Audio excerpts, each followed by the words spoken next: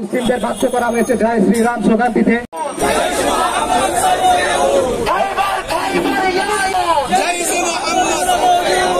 এবং আমরা দেখতে পাচ্ছি জাহানবাদী অবৈধ বিল পাশ করা হয়েছে।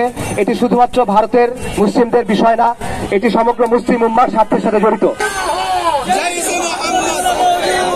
এবং আমরা দেখতে পাচ্ছি জাহানবাদী অবৈধ রাষ্ট্র ইসরায়েল যারা কিনা ইউরোপের রিফিউজি ছিল একসময় ইতিহাস করবেন প্লিজ আপনাদের কাছে আমার বিনীত অনুরোধ।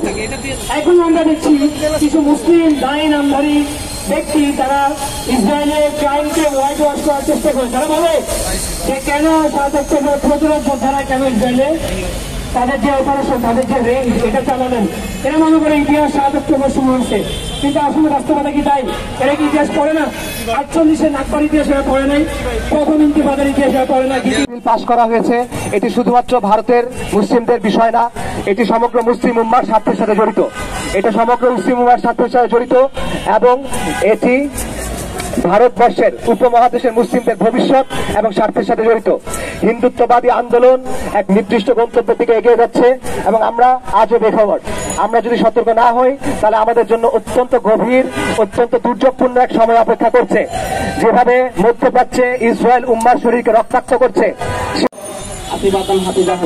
এবং এরপরে শান্তিপূর্ণভাবে ইসরায়েল এবং আমেরিকার পতাকা পোড়ানোর মাধ্যমে আমাদের অনুষ্ঠান শেষ হবে।